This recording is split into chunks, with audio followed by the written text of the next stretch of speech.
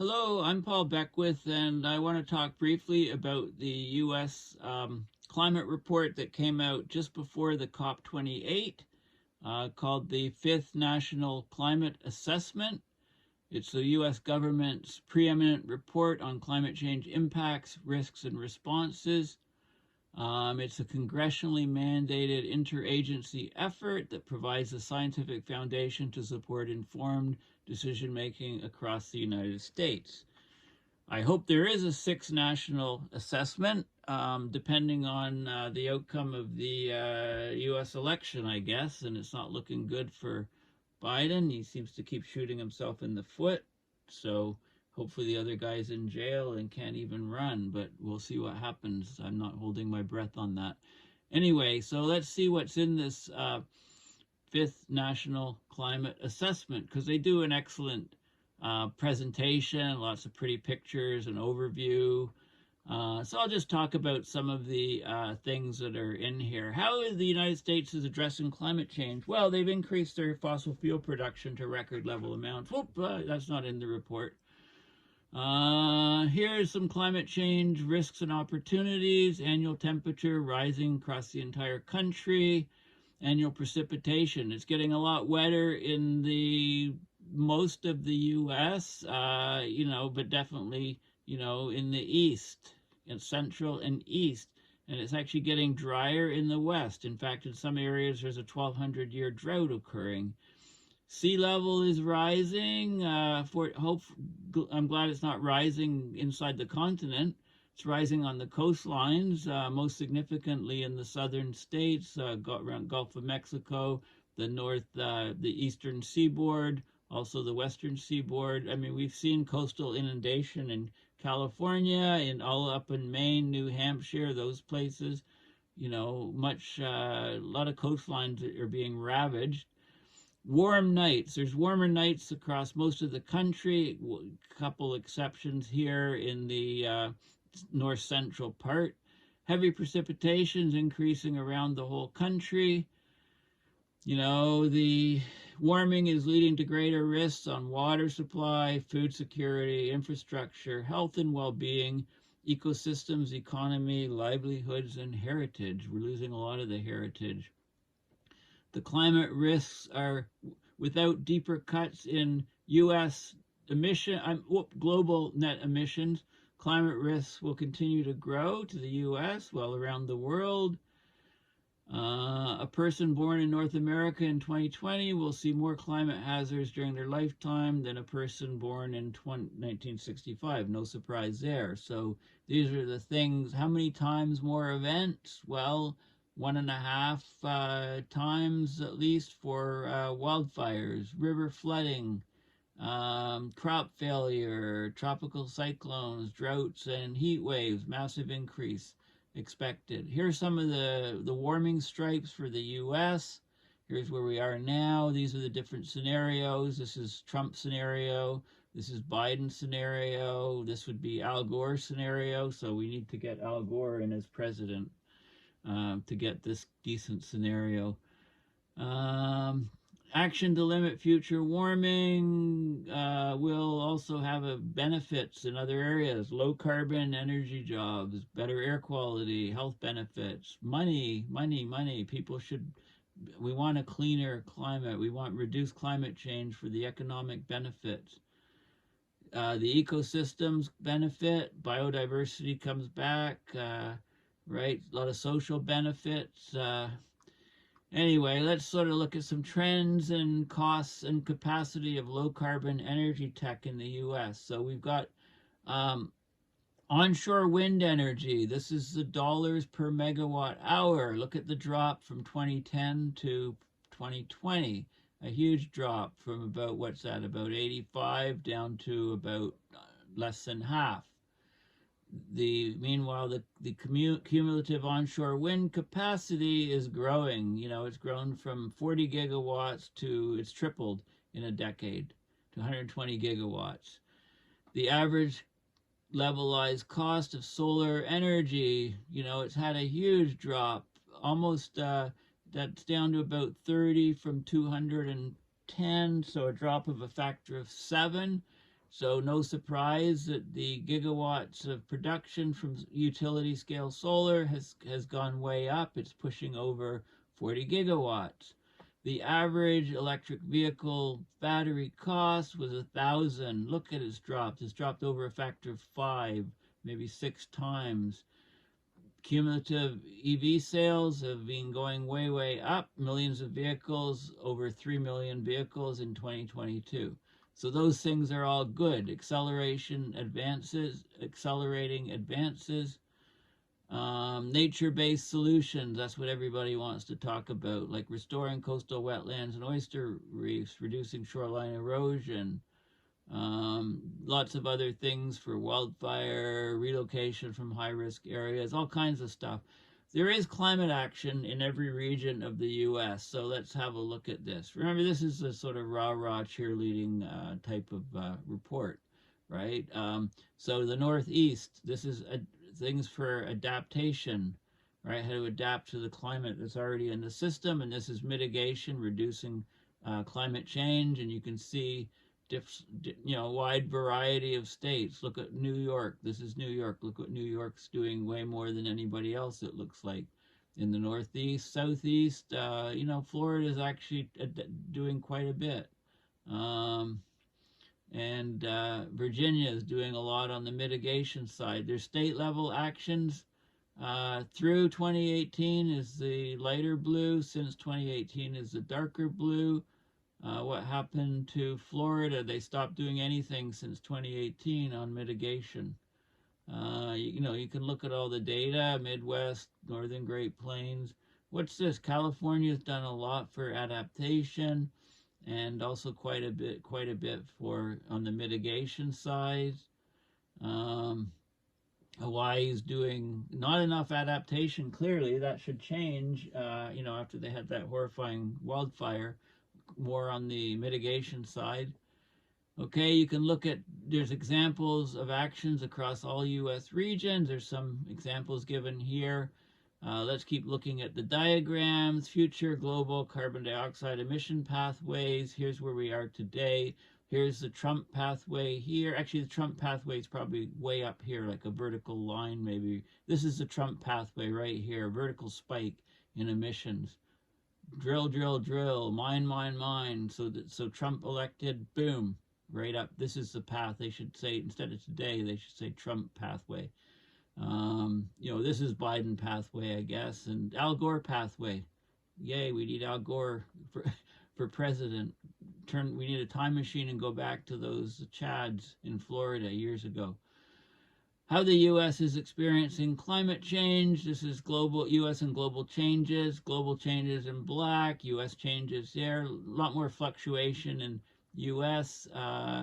This is CONUS only and CONUS plus Alaska. CONUS, I always think it's continental United States. It's actually contiguous United States. So everything's joined together, and Alaska is up there. So, Canada is between the U.S. and Alaska, I guess. So.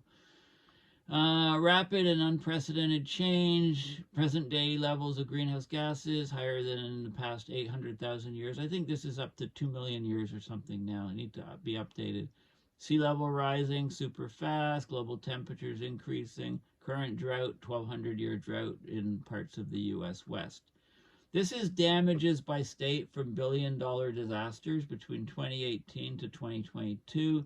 And Florida is the big winner. Do we have a winner? Florida, 90 billions of U.S. dollars, and then Texas and the deep south is 30 to 90 billion. California 30 to 90 billion. These states in here are being hit by lots of tornadoes. I think there's lots of stuff going on up here too. The U.S. now experiences, on average, $1 billion weather or climate disaster every 3 weeks. There you go. So we should have a little bingo card, and people can pick where the next $1 billion disaster in the U.S. will be, and you don't have to wait that long. There's more than one every month. This is every 3 weeks. That's about 17 a year. Is that right? Every So, it's more than 12 a year, more than once a month. Yeah, it's about 17 a year.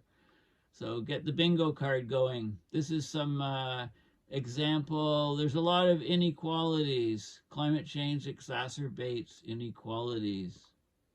So we've got Atlanta, we've got Houston and Minneapolis, and we've got temperature, land surface temperature. You can plot the relationship between household income by census tract and the average maximum land surface temperature, and you can see that for lower income the temperature is higher. For higher income the temperature is lower. Okay, that's true for Atlanta, Houston, and Minneapolis. It's not a great fit. I mean, the data is rather clustered, but the slopes are going down.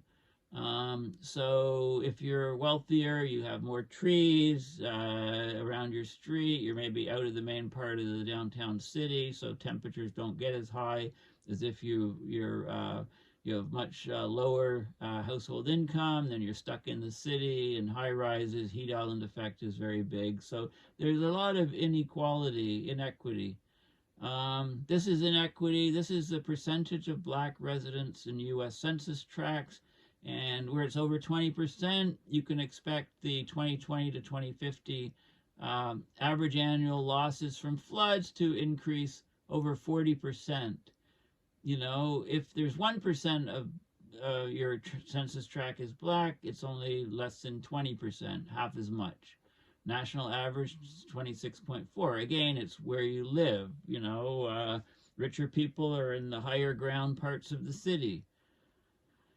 Okay, here is climate change is already affecting all U.S. regions, and the impacts, on infrastructure, ecosystems, extreme heat and flooding on health and well-being, right? So it gives some of the main impacts in different parts of the country, so you can see how it varies. Current and future risks. Well, there's look at this: super hot. A lot of evaporation, water levels low, a lot of algae blooms. This is Toledo, Ohio. Okay, a river through Toledo, Ohio. Actually, it looks like pea soup. I wonder if you can drink this stuff. If it's like maybe somebody pulled a joke and dyed the river or something. I think it's algae blooms. This is you may recognize this if you've ever been to Lake Mead, and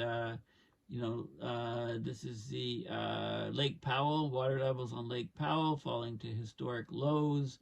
But if they get these atmospheric rivers in California, that maybe these things will go to record high water levels, and that's like whiplashing, weather whiplashing. These are some swales and stuff, green infrastructure, rain gardens to capture excess moisture. Disruptions to food supply, glad they mentioned that. That's the thing that's most likely to hit us. So we need people having gardens, urban gardens, to increase food security. This is wildfires that are affecting the grape quality for wine growing. This is salmon. Recent climate extremes, high water temperatures have contributed to declines in salmon populations, so fishing way down. Homes and property are at risk from sea level rise, more intense extreme events. And if you live along coastlines and you still have insurance, ability to have insurance, then you're lucky, because a lot of places insurance companies are not insuring those places. This is U.S. flooding risks in 2020 and 2050 from minor high tide flooding in 2020.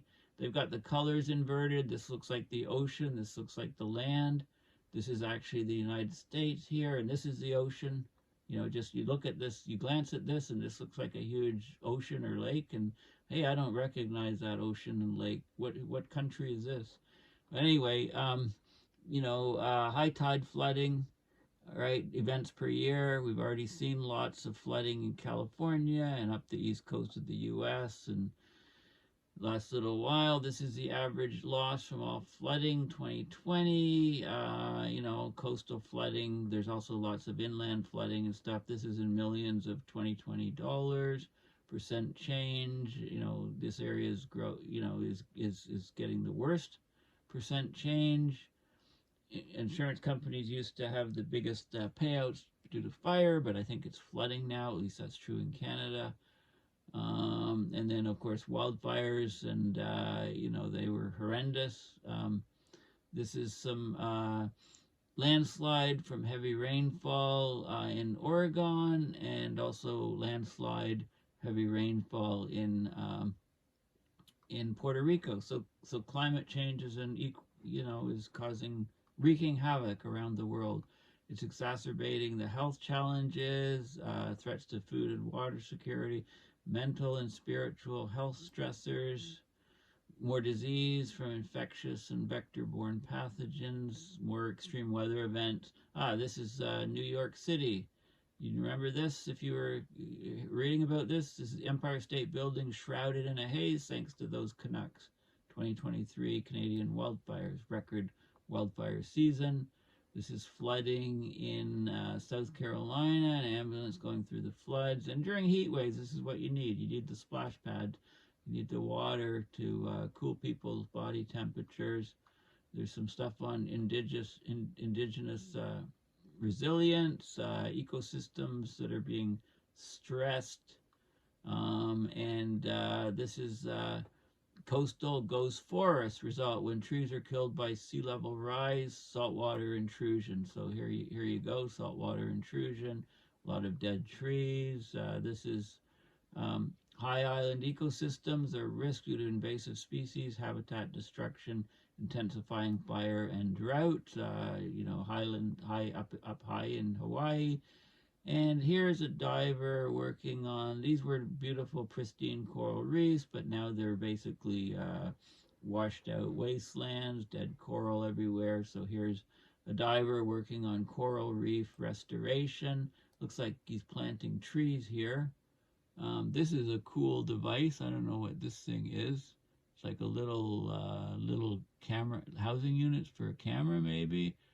Little propeller on the back of this thing, so he's a lazy diver. He can just run this electric submersible thing and just pull himself along to his different, looks like trees on the bottom. There's another guy there, another guy there. The water's pretty shallow. It doesn't look very deep at all. Anyway, here's some disaster from Fort Myers Beach. Severely damaged or completely destroyed many structures by Hurricane Ian in 2022. Bad Ian. This is snow-based recreational industries like skiing in the Pacific Northwest, projected to lose revenue due to declining snowpack. And this is a causeway that's threatened, of course, by sea level rise. But there are lots of job opportunities to destroy all the damaged places that climate change takes out.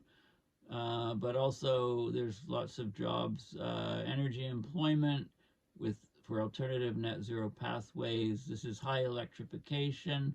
This would be 100% renewables, the net employment in millions of jobs. Renewable constrained, you get a bunch of job losses, a bunch of net gain. So this is job losses in the fossil fuel industry.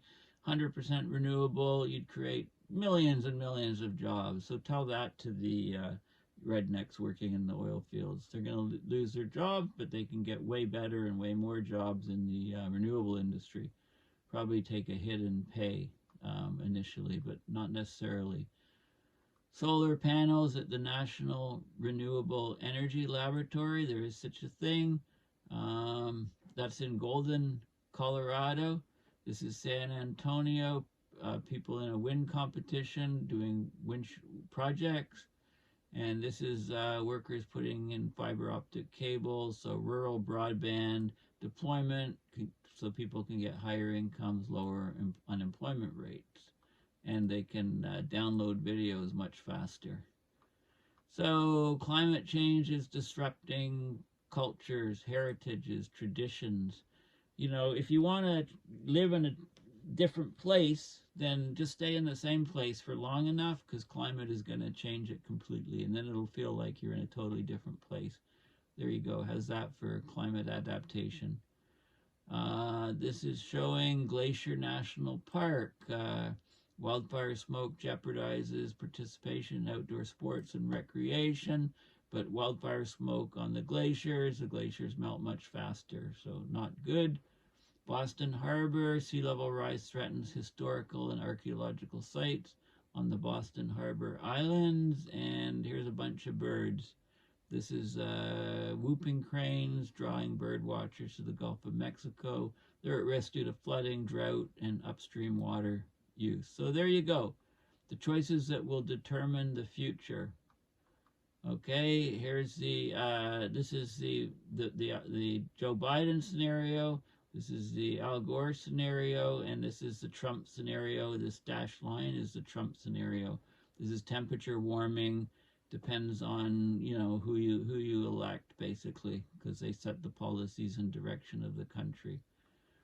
Okay, so there you go. Projected changes at 2 Celsius. Lots of these things are already happening already, but, you know, you can see areas that are going to be hit the hardest. Maybe use maps like this to say where, you know, if you're going to move for climate, where do you move to? You know, projections on different things in the future. So if you're in the US and you want to see what's going on with climate change, how it's affecting your country, this 5th National Climate Assessment is a great way of doing it. Like I said, I hope there is a 6th National Climate Assessment, because if the orange guy wins the election, then there may not be any more of these climate assessments. Don't tell people what's going on. You know, stick your head in the sand and ignore climate change. Anyway, thanks for listening. Please go to paulbeckwith.net and donate to my PayPal to support my research and videos and satirical wit. Thanks again. Bye for now.